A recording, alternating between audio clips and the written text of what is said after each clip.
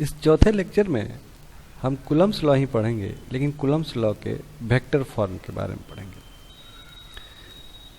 आपने अभी तक पढ़ा कि कूलम्ब्स लॉ इलेक्ट्रिकल फोर्स के बारे में बताता है, इसका मैग्नीट्यूड बताता है 9 इंटू 10⁹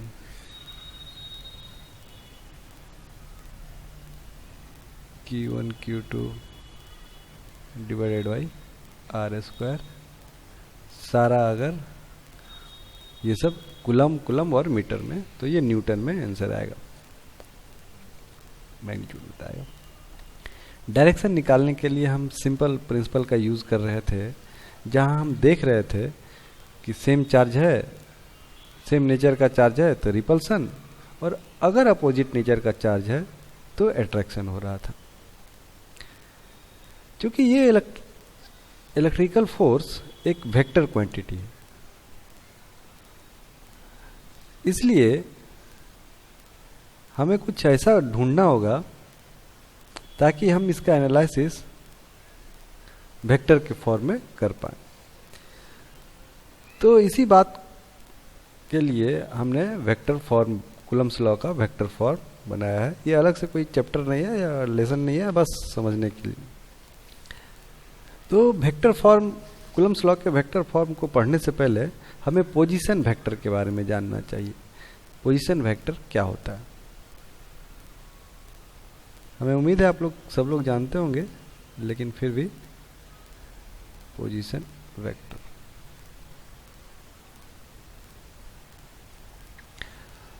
कोई एक सिचुएशन कंसीडर करते हैं।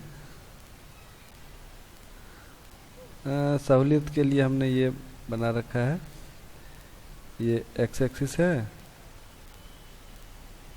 ये वाई एक्सिस है, और ये जेड एक्सिस है। और मान लिया कि यहाँ एक पॉइंट P है, ये पॉइंट P है जिसका कोऑर्डिनेट अल्फा, बीटा और गामा है। तो अगर हम पोजीशन वेक्टर ऑफ P लिखना चाहें, ये क्या है? Position vector of point P, तो हम ऐसा लिख सकते हैं,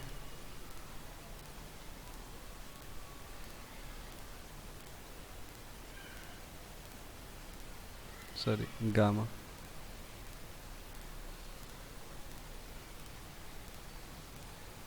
गामा के जहां आई जे के क्या है?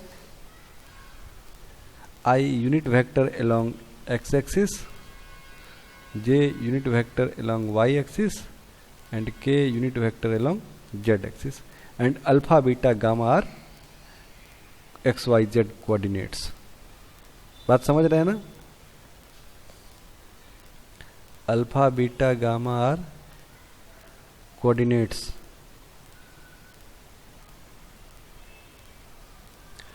और आई जे के, ये आप लोग पढ़ रखे होंगे, यूनिट वेक्टर्स एलोंग एक्सिसेज।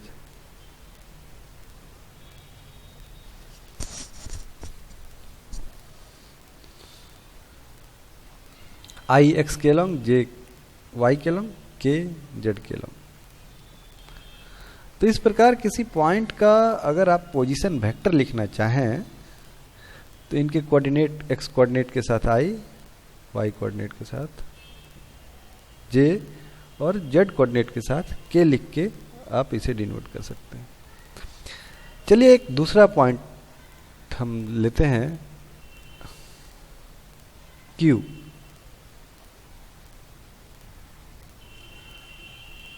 और इसे लिखने की कोशिश करते हैं।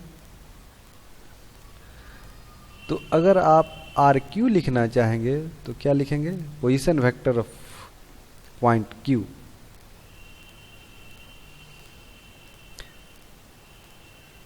AI,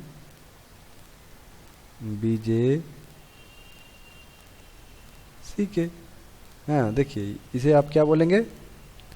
position vector of point Q, position vector of point Q, और इसे आप क्या बोलेंगे, पोजीशन वेक्टर ऑफ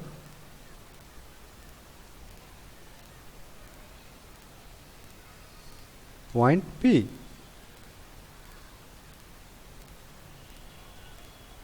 तो बड़ा सिंपल सा तरीका है, ठीक है। चलिए थोड़ा डिस्कशन को आगे बढ़ाते हैं।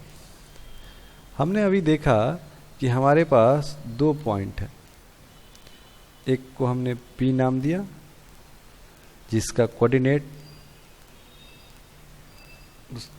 अल्फा बीटा गामा है, और एक को हमने Q नाम दिया जिसका कोऑर्डिनेट ABC है।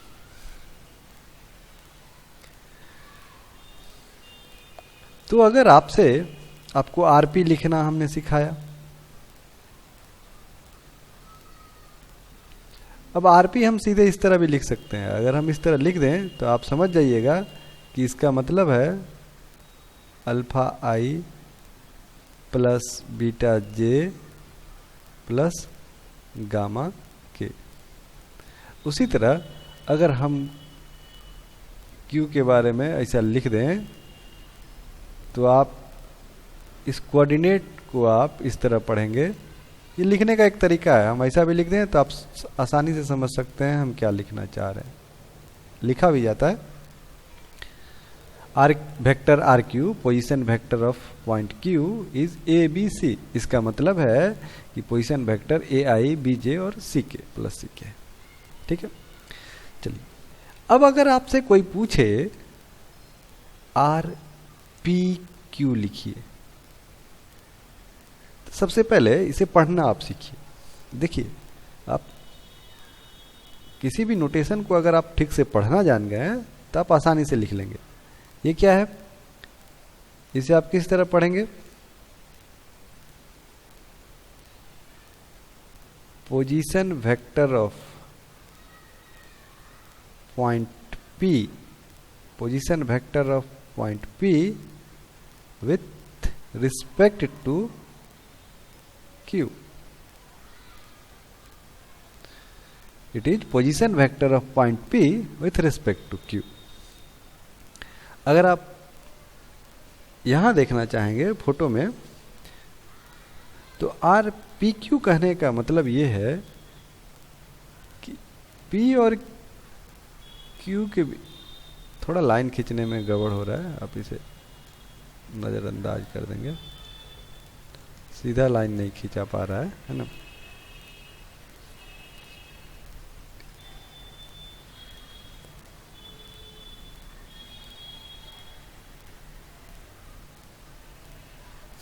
अभी भी नहीं हुआ। ये RPQ कहने का मतलब ये है कि position vector of point P with respect to Q। RPQ इसे हमने लिखा। RPQ क्या है, एक वेक्टर जो Q से P के बीच है और सीधा है ना। तो जब आप इसे लिखना चाहेंगे तो हम लिखते हैं फाइनल माइनस इनिशियल, इस तरह करके लिखते हैं। आप सीधे इस तरह RP माइनस RQ, ये क्या है, लिखने का तरीका क्या है, फाइनल और ये इनिशियल, फाइनल माइनस इनिशियल। तो RP क्या था, alpha beta gamma minus ABC। तो इसे आप करेंगे तो alpha minus AI plus beta minus BJ plus gamma minus CK, इस तरह आ जाएगा। तो आपने RPQ का मतलब समझा। ठीक उसी तरह अगर आपसे बोला जाए कि आर क्यू पी क्या होगा? इसका मतलब कि आप इसे कैसे लिखेंगे? R Q minus R P. इसे आप पढ़ेंगे किस तरह? Position vector of Q with respect to P. कहने का मतलब ये है कि अभी तीर का डायरेक्शन कुछ इस तरह होगा, इसे आप आर क्यू पी बोलेंगे। समझ रहे हैं बातों को? और ये इसका उल्टा आएगा, ठीक है ना? It is negative of R P Q. आप देख के समझ भी रहे होंगे, मैग्नीट्यूड वही आएगा, सिर्फ डायरेक्शन उलट जाएगा। क्यों? ठीक कह रहा? देखिए, जब हमने बात की आरपी इज, अभी हमने आपको इसका नाम पढ़ना सिखाया था, position vector of point P.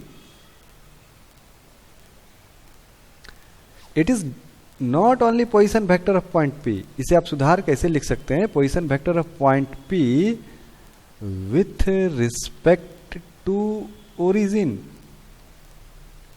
लेकिन सिर्फ अगर इतना बोलेंगे तो आप सामने वाला मन में ये सोच लेता है आप किसके रिस्पेक्ट में बात कर रहे हैं। ये ऑब्वियस सा बात है,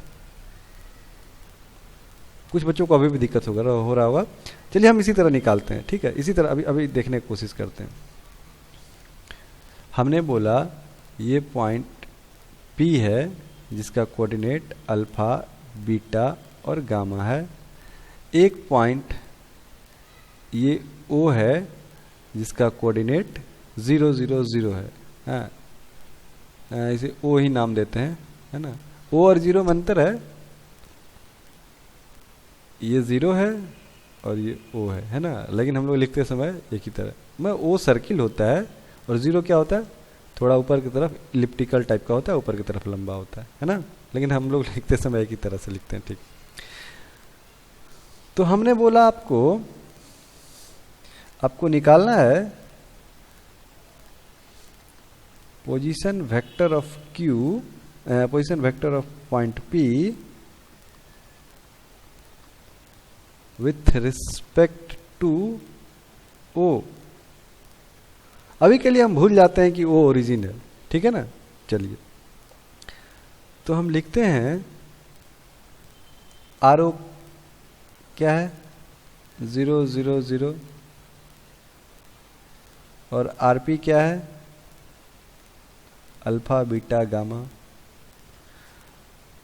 अगर आप इसे लिखना चाहेंगे पोजीशन वेक्टर ऑफ, हमने आपसे ये पूछा है ना? तो जब आप आर पी ओ निकालना चाहेंगे, ये सब लोगों को आ रहा होगा लेकिन फिर भी हम डिस्कस कर दे रहे हैं, R P minus R O. R P क्या है? अल्फा, बीटा, गामा और आर ओ क्या है? 0 0 0 और ये क्या आ गया? Alpha, beta. 0 घटाएंगे तो उतना ही आएगा। मेरे कहने का मतलब ये है कि ये और ये दोनों सेम चीज है ना? आर पी ओ बोलिए या आर पी बोलिए, दोनों तो एक ही बात है ना? तो जब भी हम किसी चीज का पोजीशन वेक्टर बोल रहे हैं तो अभी सा बात है, ये हम ओरिजिन के रिस्पेक्ट में बोल रहे हैं, है ना? तो ये हम बार बार लिखते भी नहीं है। बात समझ रहे हैं? तो पोजीशन वेक्टर किसी चीज का लिखना बड़ा आसान है। अगर हमने बोला कि इस पॉइंट P का पोजीशन वेक्टर ये है, तो आपको ये समझना है कि हम, ऑब्वियस सा बात है कि हम ओरिजिन के बारे में बात कर रहे हैं।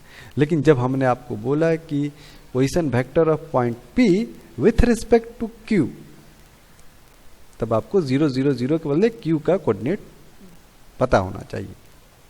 आप समझ रहे हैं? चलिए, तो अगर आप इस वेक्टर को डिनोट करना चाहेंगे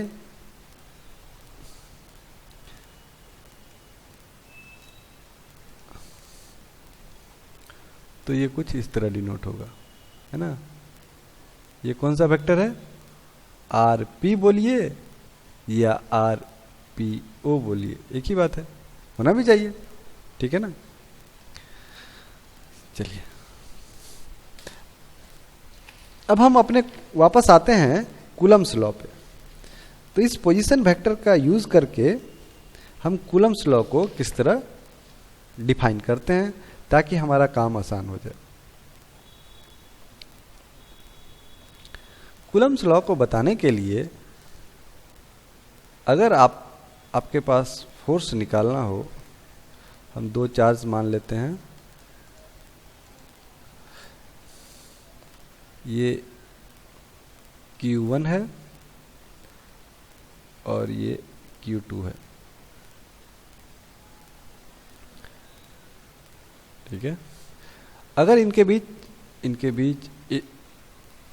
अब अगर हम पोजीशन वेक्टर के रूप में बात करेंगे तो दोनों पॉइंट का कोऑर्डिनेट हमें पता होना चाहिए।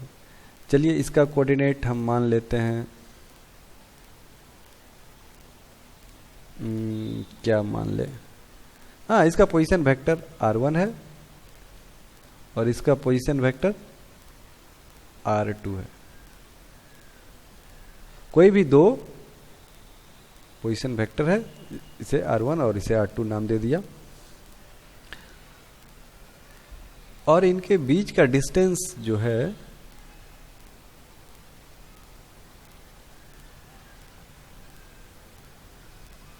इसे फिलहाल हम R बोलते हैं। R कैसे निकालेंगे,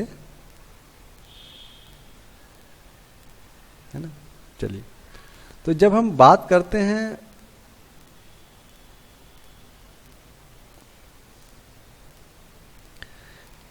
F21, कहने का मतलब ये है कि फोर्स ऑन चार्ज 2, इसे हम क्या लिखते हैं,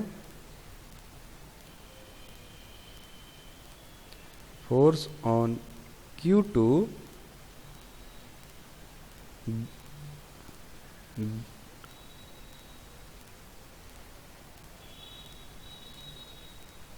ड्यू टू Q1, है ना। इसे आप जब नोट कीजिएगा, Q1 Q2 बाई R², इतना तक तो वही वाला बात है। अब यहां आप R21 लगा देंगे।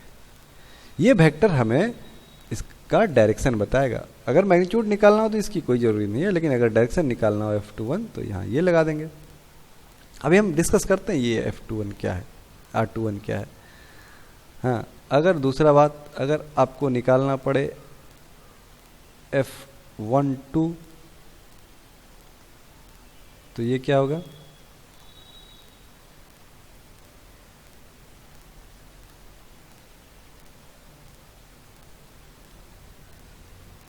यहाँ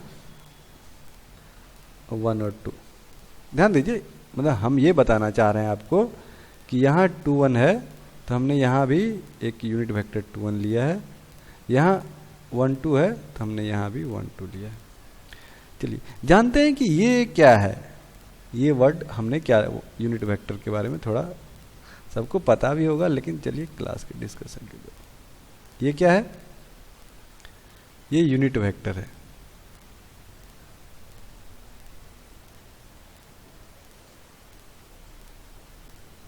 कहां से कहां, 2 का 1 के रिस्पेक्ट। R21 कहने का मतलब क्या है,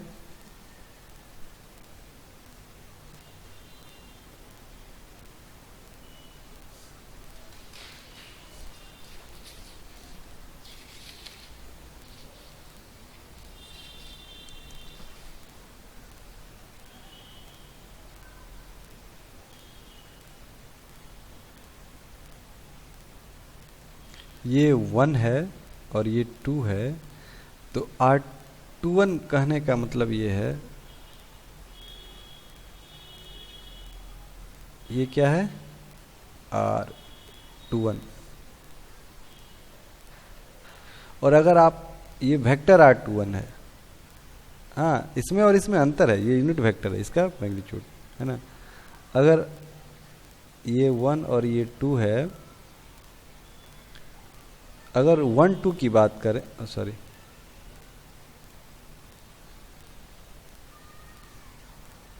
ये 2 है तो अगर 1 2 की बात करें, R1 विथ रिस्पेक्ट टू, हाँ आपको ध्यान ये देना है कि ये लिखते समय विथ साइन लिखना है। ये क्या लिखना है? पॉजिटिव निगेटिव साइन के साथ लिखना है ना। यहां भी ये किस तरह लिखना है? ये फॉर्मूला लगाते समय विथ साइन लिखना है। अभी एक हम न्यूमेरिकल छोटा सा देखेंगे, आपको क्लियर हो जाएगा, ठीक है ना। चलिए हम इन दोनों में फॉर्मूले में से किसी एक फॉर्मूले को बढ़िया से समझते हैं। हमने लिखा F21 is equal to 9 into 10⁻9 Q1 into Q2 divided by R square, और यहाँ क्या R21 यूनिट वेक्टर। चलिए ये R1 है और ये पॉइंट इसका पोजीशन वेक्टर R2 है ना, ये 2 पॉइंट। तो जब हमने बोला R21 कहने का मतलब ये है इस तरह R21 2 का vector with respect to 1। R21 को आप क्या पढ़िएगा? Position vector of 2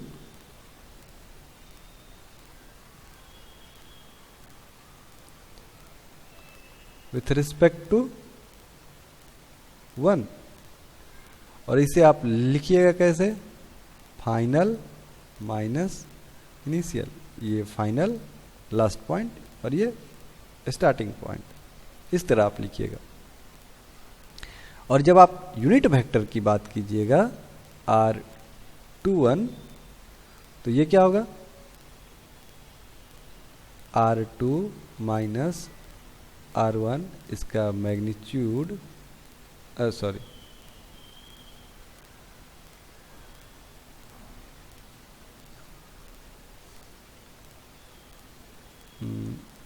R2 minus R1 divided by इसका मैग्नीट्यूड। और ये मैग्नीट्यूड क्या होगा? ये कुछ नहीं, इनके बीच का दूरी, जिसे अभी तक हम R कहते आए हैं, है ना, इसे हमने R कहते आए, तो ये यूनिट वेक्टर होगा। यूनिट वेक्टर कहने का मतलब डायरेक्शन वही रहेगा, क्वांटिटी सिर्फ 1 हो जाएगा।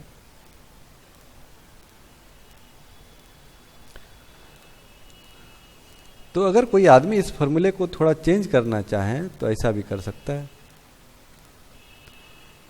हाँ ध्यान रहे कि ये साइन के साथ लिखना है, Q1 Q2 divided by R square तो है ही, और इसे अगर आप चेंज करना चाहेंगे तो R21 वेक्टर और डिवाइडेड बाई R21 का मैग्नीट्यूड। और ये मैग्नीट्यूड क्या है? यही तो R है। ये मैग्नीट्यूड क्या है? R है। तो अगर आप इसे बढ़िया से सरियाइएगा तो नीचे R³ हो जाएगा, Q1 Q2 divided by R³ और R21। हाँ देखिए इस फार्मूले में और इस फार्मूले में अंतर है।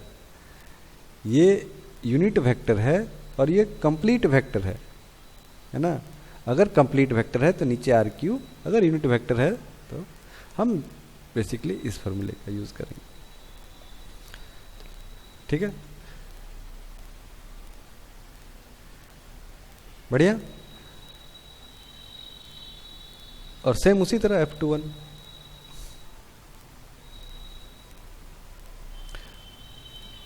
अगर आप F12 की बात कीजिएगा तो हम इसी तरह चर्चा करेंगे। Q1 Q2 साइन के साथ, इनके बीच का डिस्टेंस, और ये 1 2 का यूनिट वेक्टर। और हम अगर इसे आप वेक्टर के फॉर्म में लिखना चाहेंगे तो Q1 Q2 divided by R³ और R12। अब आप कंपेयर कीजिए इस दोनों को।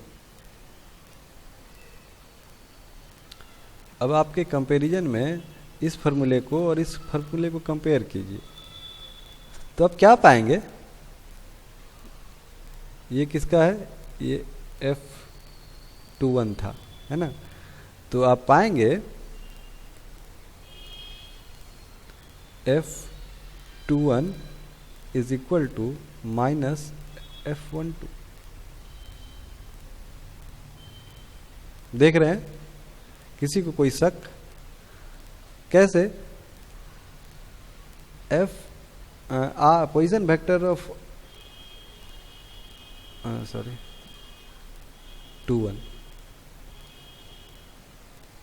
अभी हमने लास्ट लेक्चर थोड़ा देर पहले देखा था, है ना? ऐसा है। और अगर ऐसा है तो ये बात सही है। और इस बात के सही होने का मतलब क्या है कि Coulomb's law Newton's third law of force को एग्री करता है, ठीक है ना? इस बात का कंक्लूजन क्या है?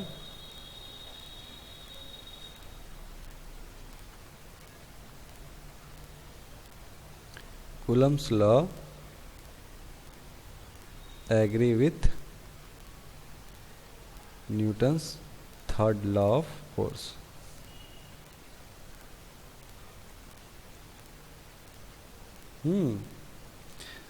अगर आप लैंग्वेज में इसे देखना चाहेंगे तो कहने का मतलब ये है कि जब दो चार्जेज एक दूसरे के पास हैं, तो अगर पहला चार्ज दूसरे चार्ज पे 3 न्यूटन का फोर्स लगा रहा है, तो पहला चार्ज भी दूसरे चार्ज पे 3 न्यूटन का ही फोर्स लगाएगा, सिर्फ डायरेक्शन उनका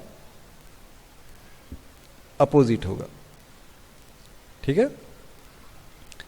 अभी तक आपको कुछ कॉम्प्लेक्स टाइप का लग रहा होगा, पोजीशन वेक्टर के रूप में कैसे हम इसका इस्तेमाल करेंगे, कॉम्प्लेक्स नहीं लग रहा होगा। जो जान रहे हैं उन्हें ठीक हो रहा है। जो एक क्वेश्चन देखते हैं, ठीक है ना? क्वेश्चन नहीं, सिंपली सा समझने के लिए एक एक्सप्लेनेशन देखते हैं, ठीक है? चलिए, हमने मान लिया, हमने एक फिगर दे दिया, ये चार्ज Q1 है जिसका पोजीशन वेक्टर जो है वो 0, 0, 3 है। बस एक एग्जांपल दे रहे हैं। और ये मान लीजिए कुछ भी 1 कूलम्ब है, और दूसरा चार्ज यहाँ है जो Q2 है, और इसे आप -2 कूलम्ब मान लीजिए, और इसका पोजीशन वेक्टर आप 0, 2, 3 मान लीजिए। और आप हमें बताइए कि इनके बीच कितना फोर्स लगेगा, ठीक है ना? ये क्या है? ये इसका पोजीशन वेक्टर है और ये इसका पोजीशन वेक्टर है, ठीक है ना? आपको क्या निकालना है? कुछ भी हम बोल दें, चलिए F21 निकालिए, है ना? और जब आप एक निकाल लेंगे, अगर आप एक निकाल लेंगे, आपसे दूसरा पूछेगा तो क्या लिखेंगे? बस सीधे ऐसे लिख देना है ना? तो हमारा क्वेश्चन इस पे है कि आप ये निकालिए, ठीक है? चलिए देखिए, इस सवाल को बनाने के लिए आपको पोजीशन वेक्टर का जरूरी नहीं पड़ेगा, लेकिन अगर आप कोऑर्डिनेट पे ड्रॉ कर लेंगे तो कुछ भी नहीं है, बस देखेंगे आप आंसर बता पाएंगे। लेकिन हम पोजीशन वेक्टर के रिस्पेक्ट में इस बात को समझने के लिए ये एग्जांपल ले रहे हैं।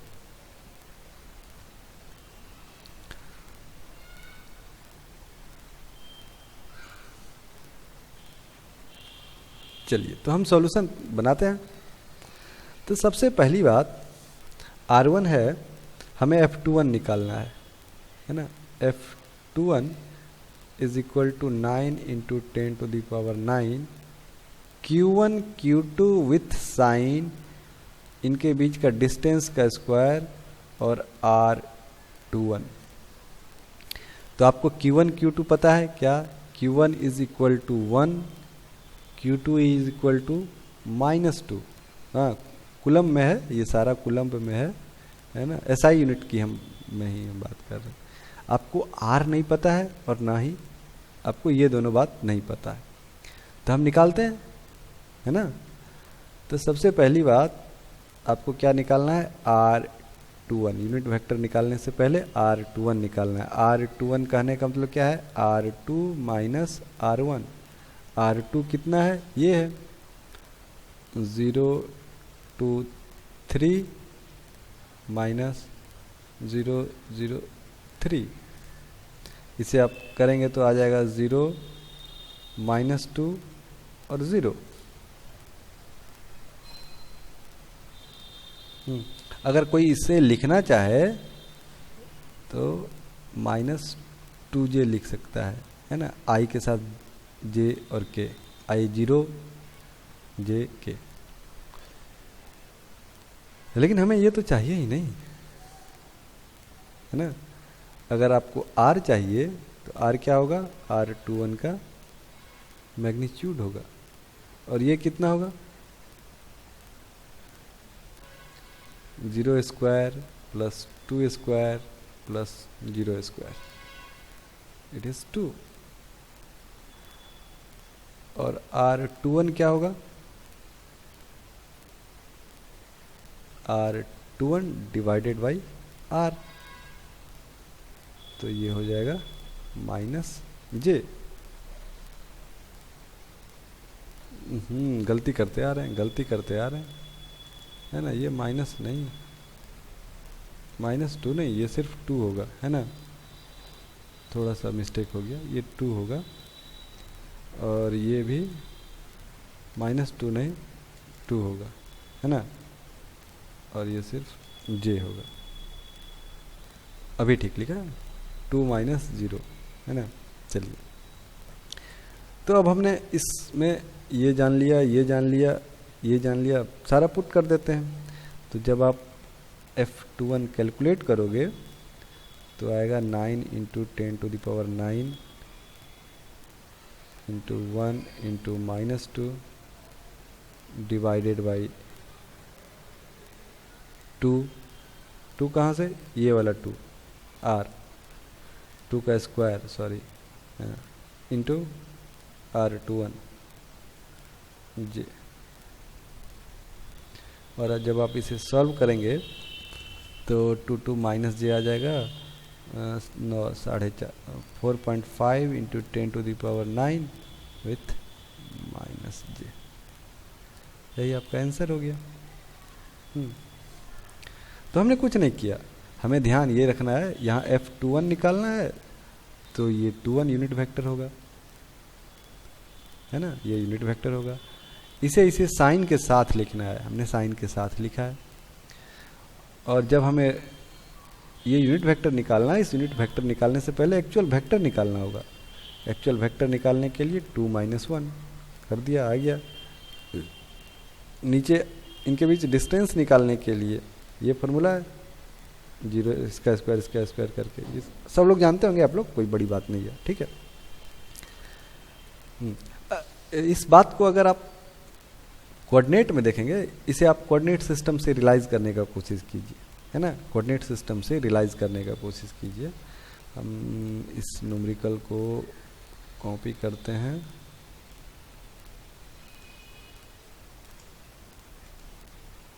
और यहाँ पेस्ट करते हैं, है ना। यही न्यूमेरिकल था ना। अब आप इसे अगर रियलाइज करने का कोशिश कीजिएगा तो आप कोऑर्डिनेट सिस्टम से आसान हो जाएगा, क्योंकि यहाँ 0 0 है। चलिए, हमने कोऑर्डिनेट बना दे रहे हैं।